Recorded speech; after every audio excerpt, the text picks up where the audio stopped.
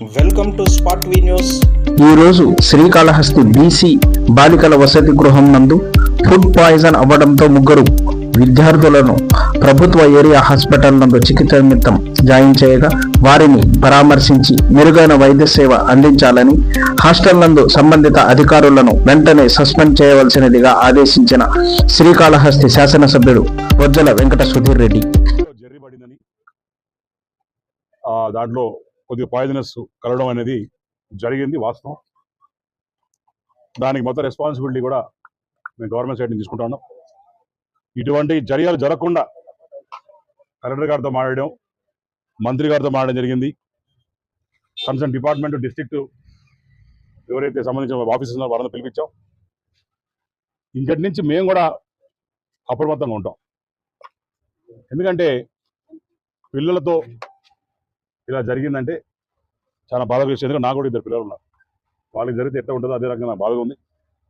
తప్పకుండా దీని మీద చర్యలని కఠిన చర్యలు తీసుకుంటాం. అట్నే అక్కడ వార్డెన్ సస్పెండ్ చేయడం జరిగింది. అట్నే ఇమీడియట్గా కలెక్టర్తో మాట్లాడి, మంత్రితో మాట్లాడి అక్కడ ఉన్న పిల్లలందరినీ కూడా, ఎందుకంటే పాత హాస్టల్ అయిపోయింది కాబట్టి పైన పెంకులన్నీ కూడా ఇరిగిపోయినాయి అంట. దాంట్లో నుంచి పడి ఫుడ్లో పడుండొచ్చు అని చెప్పి ఒక అనుమానం వ్యక్తం చేస్తారు.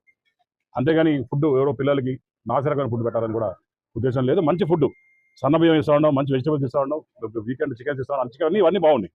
కానీ ఆ జరిగిపోతే తెరి ఎక్కడ పడినట్టుంది. దానివల్ల పిల్లలు కొద్దిగా అస్వస్థకు గురయ్యారు. సాయంత్రం కింద వాళ్ళు స్టేబుల్, సాయంత్రం కింద డిశ్చార్జ్ చెప్పారు. వాళ్ళని ఇమీడియట్గా పక్కన ఉన్న వేరే హాస్టల్ ఒకటి ఉంది, అది ఐడెంటిఫై చేసాం. నేను వెళ్తున్నాను అక్కడ కూడా చూసి అక్కడ ఇమీడియట్గా పిల్లలందరూ కూడా అక్కడ 5-6 రూమ్స్ ఉన్నాయన్నారు. అక్కడికి రూమ్ షిఫ్ట్ చేసి బాత్రూమ్స్ రెడీ చేసుకొని కలెక్టర్ కూడా మాట్లాడడం జరిగింది. అది ఏదైనా సరే ఇమీడియట్ షిఫ్ట్ చేస్తాం.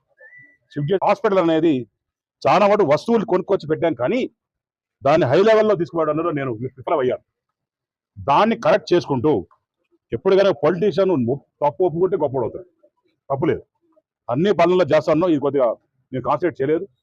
బట్ టోటల్గా ఎక్విప్మెంట్ మొత్తం మార్చడం జరిగింది, కానీ సివిల్ దగ్గర చూడలేదు. నేను ఈరోజు చూడడం జరిగింది, మొత్తం తిరిగి చూడడం జరిగింది. నేను 60 to 100 days టైం పెట్టుకుంటాను. 60 నుంచి 100 రోజుల లోపల కొత్త వార్డు, కొత్త బ్లాక్ రెడీ చేసి ఆ ఆక్సిజన్ మీటర్స్ అన్ని దాన్ని సప్లై చేసుకొని, లిఫ్ట్ రెడీ చేసుకొని, దాని తర్వాత దానికి సంబంధించిన బ్లాక్ సంబంధించిన డోర్స్ కావచ్చు, ఇన్ఫ్రాస్ట్రక్చర్ కావచ్చు, బెడ్స్ కావచ్చు, చైర్స్ కావచ్చు, టేబుల్స్ కావచ్చు, ఏమన్నా కావచ్చు, విదిన్ 60 to 100 days లోపల మళ్ళా మీ ప్రెస్ మీట్ పిలిపించుకొని ఇక్కడే ఓపెన్ చేయబోతున్నానికి ఎటువంటి సందేహం లేదు. దీని వెనకాల పడతా, కంపల్సరీగా ఇది అయ్యేటట్టు చూస్తా, దాతలను అడుక్కుంటా, అవసరం కాలు పడుకుంటాం. కానీ ఇదంతా కూడా రెడీ చేసే బాధ్యత తీసుకున్నాను. అట్టనే నాకు ఇంకో ఐడియా కూడా వచ్చింది. ఈ చుట్టుపక్కల ఉన్న ల్యాండ్ ఏదో చూడాలని చెప్పి వాళ్ళతో డబ్బులు ఫండ్స్ పెట్టించుకొని అవునా గ్రీనరీ డెవలప్ చేయడం, కూర్చోదాన్ని చైర్స్ డెవలప్ చేయడం, ఎవరైనా ఇబ్బంది కాకుండా హైజీనిక్గా పెట్టి చేయడం, ఇదొక సెగ్మెంట్ అయితే, ఇక్కడ ముందు కూడా ఈ కాంపౌండ్ వాళ్ళ దగ్గర కూడా కమర్షియల్ స్పేస్ అనేది క్రియేట్ చేసి నేను ఇప్పుడు ఆలోచన చేశాను. మా పైన వార్డు మెంబర్ వార్డు మాట్లాడాను. ముందు కానీ కొద్ది కమర్షియల్ స్పేస్ పెడితే కనీసం హాస్పిటల్కి నెలకి 2-3 లక్షలకు రెంట్ కానీ వస్తే దాన్ని auto reviving system P4 sir చెప్పినట్టు దాని కింద పెట్టుకొని ముందు షాప్స్కి ఇచ్చి, హోటల్కి ఇచ్చి, అది టెండర్ పిలుస్తాం, పెడతాం. ముందు కూడా కాపాడే వాళ్ళు అక్కడ మొత్తం తీసేసి అక్కడ ఒక స్థలం వాళ్ళు క్రియేట్ చేసుకొని ప్రాపర్గా ఒక హోటల్కి కావచ్చు, లేకుంటే కమర్షియల్ కాంప్లెక్స్ కావచ్చు, లేకుంటే షాప్స్ కావచ్చు, ఇవన్నిటికి కూడా చేసి దాంట్లో నుంచి ఆదాయం క్రియేట్ చేసి స్టార్ట్ చేసి టార్గెట్ పెట్టున్నాను. ఇంకా focus on how to get this hospital get ready within 100 days.